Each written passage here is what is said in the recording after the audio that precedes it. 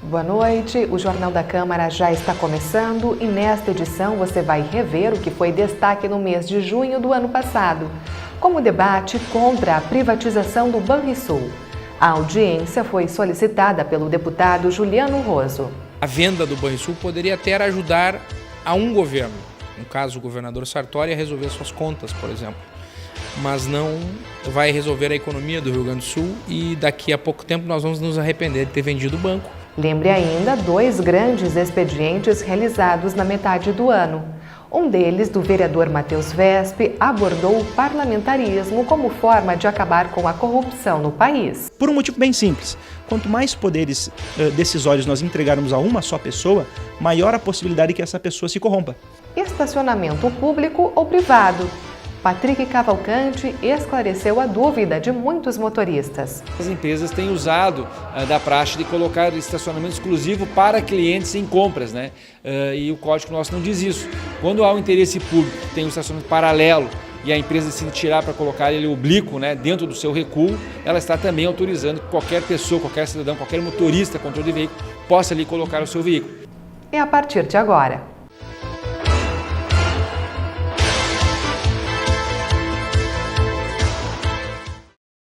No dia 23 de junho, Passo Fundo sediou um debate contra a privatização do Banrisul.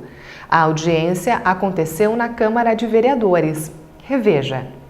A Frente Parlamentar em Defesa do Banrisul Público foi criada na Assembleia Legislativa para defender o patrimônio do povo gaúcho. O grupo está promovendo uma série de audiências em todo o estado e Passo Fundo não poderia ficar de fora. O pedido para que a nossa cidade sediasse um dos eventos partiu do deputado estadual Juliano Roso. Nós temos uma frente parlamentar na Assembleia Legislativa, que é presidida pelo meu colega deputado Zé Nunes, que foi o proponente da Frente Parlamentar em Defesa do Banrisul.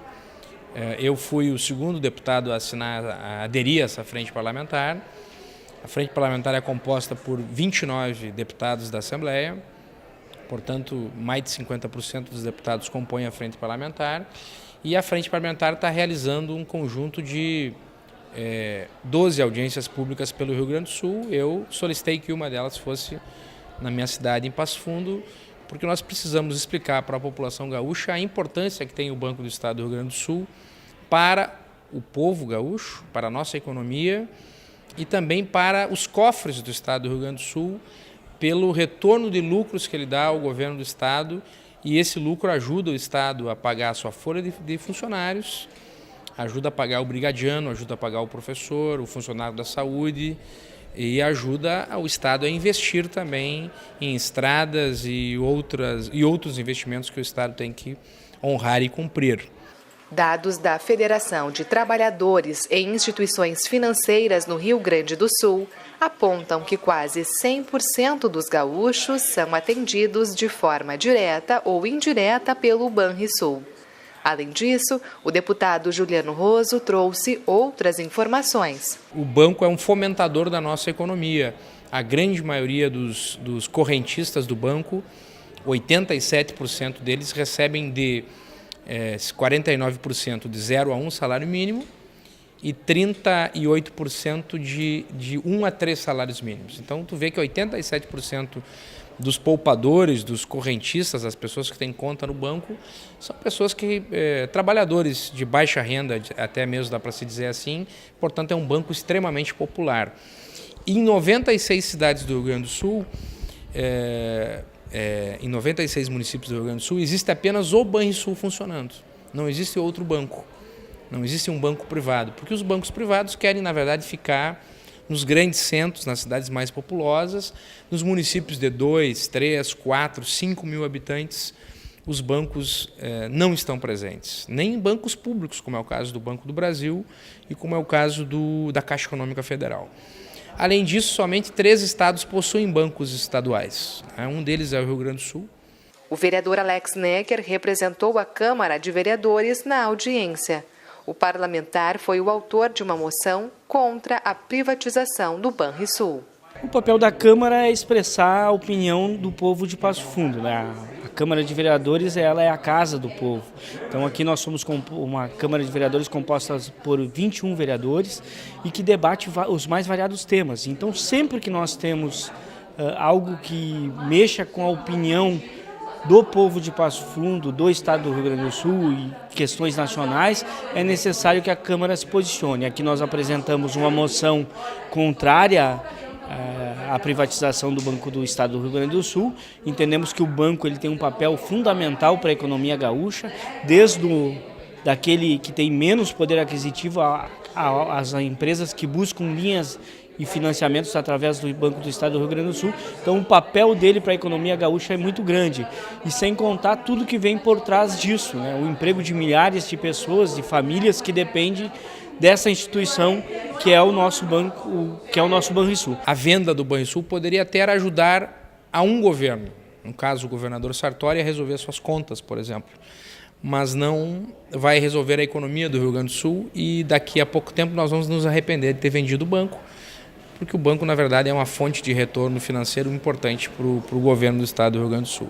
Então, por isso, nós estamos, em conjunto com a Assembleia Legislativa, realizando essa audiência pública no dia de hoje, para que possa sair uma opinião aqui do Parlamento, da população de Passo Fundo, a respeito dessa situação, dessa decisão do governo do estado do Rio Grande do Sul de ventilar a possibilidade de privatização do Banrisul. Carlos foi um dos participantes da audiência pública e também defendeu o Banco dos Gaúchos. Ele aposta que o Banrisul seja uma alavanca para melhorar a economia do estado. O estado, neste momento de crise, que não é só do estado, mas também a nível nacional, ele precisa de mecanismos para que a gente dê um salto de qualidade neste momento econômico que nós vivemos no estado. O Banrisul ele já é um indutor desse processo e ele pode contribuir muito mais, ele pode ter uma dinâmica maior, né? E qual é esse processo de dinâmica? O Banrisul pode ampliar o seu crédito que ele passa para o pequeno, para o médio empresário. O Banrisul pode emprestar mais dinheiro também para empresas de serviços. O Banrisul, inclusive, tem a área de crédito rural, que o banco também pode ampliar essa área do crédito rural para que mais produtores, o pequeno, médio produtor, consiga melhorar o seu desempenho de sua lavoura, automaticamente gerando mais emprego, mais renda, tanto no campo quanto e aí também a questão do comércio, da indústria na cidade, né? E o banco tem não só aportes do seu próprio crescimento também, que ele tem um percentual que o banco separa para investimentos futuros, mas o banco também ele é um repassador de vários programas federais para alavancar esses setores da economia nesse estado.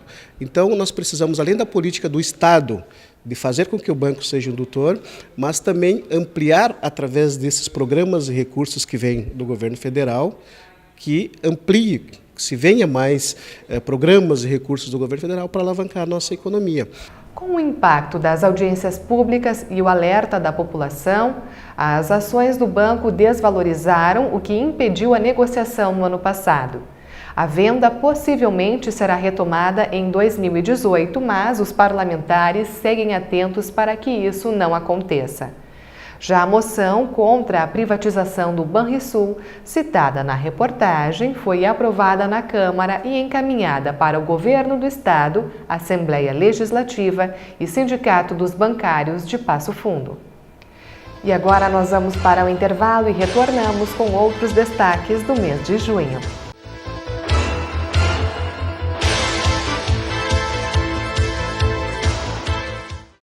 Eu sou mulher, sou mãe, sou filha, sou trabalhadora. Hoje tenho mais direitos e não falta comida na minha mesa. Meus filhos crescem mais fortes e estão cada vez melhor na escola. Há 12 anos, o Bolsa Família vem mudando a vida de milhões de pessoas, garantindo um futuro melhor para as próximas gerações e ajudando a mover a economia no país. O Brasil não vai parar. Eu trabalho na Central de Atendimento à Mulher. Mais de 4 milhões de mulheres que sofreram violência já ligaram para cá. Você não está sozinha.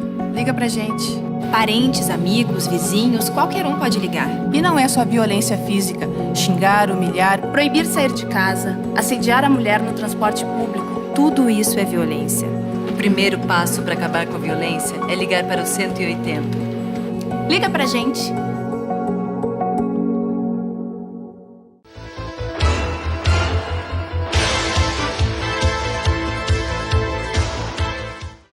O vereador Matheus Wesp utilizou o espaço do Grande Expediente na sessão plenária do dia 26 de junho para falar sobre a necessidade de mudanças no sistema político brasileiro. Para ele, o país precisa adotar o modelo parlamentarista. O vereador Tucano iniciou o pronunciamento destacando a crise política brasileira. Matheus Wesp lamenta que a situação tenha provocado descrédito das instituições representativas. Não apenas aqui na esfera municipal podemos observar isso, que o descontentamento com a política no Brasil é geral. E as pessoas, como elas muitas vezes não têm uma expectativa de salvação, de melhora, elas acabam, é claro, atingindo e criticando aqueles que estão mais expostos no cenário político, que são os políticos. O problema que eu vejo é que, e a realidade comprova o meu ponto de vista, é que se nós ficarmos apenas na troca de nomes, na troca de partidos, isso não soluciona o problema. Se de fato solucionasse o problema da política no Brasil apenas a mera troca de nomes e personagens que atuam na política, nós já teríamos a solução do problema político brasileiro há muitas décadas. De fato, se nós olharmos desde o início da República, que é quando começou o nosso presidencialismo, que concentrou poderes nas mãos dos poderes executivos, tanto da União, como dos estados, como também dos municípios, de lá para cá nós tivemos inúmeros partidos, inúmeros presidentes, governadores, prefeitos de diversas características divergentes umas das outras, e nem por isso a política deixou de ter o mesmo aspecto deletério para a população. O que demonstra que o problema não está nos homens, mas nas regras e na forma de se fazer política. Para o fim da corrupção, o vereador aposta na reforma política. Na opinião de Wesp, a adoção do parlamentarismo seria a alternativa mais viável. Que esse sistema, separando funções, separando o poder e colocando, de certo modo, essas funções, principalmente a função de chefe de Estado separada da função de chefe de governo e a função também separada da administração, nós diminuiremos o espaço para o cometimento de atos de corrupção. Por um motivo bem simples. Quanto mais poderes decisórios nós entregarmos a uma só pessoa, maior a possibilidade que essa pessoa se corrompa. Quanto menor o leque de possibilidades de escolhas nós deixarmos a determinadas pessoas, menor será a probabilidade de corrupção. E cito com um exemplo bem cotidiano. Vamos supor que o cameraman, você que está me entrevistando e eu façamos um churrasco.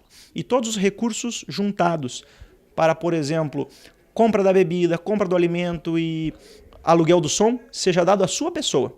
Se tu te corromperes, a corrupção será total. Agora, se nós dividirmos as responsabilidades, um para a compra das bebidas, outro para o aluguel do som e outro para a compra do alimento, se um se corromper, o prejuízo será menor. O fortalecimento da democracia é outra vantagem atribuída ao parlamentarismo pelo vereador.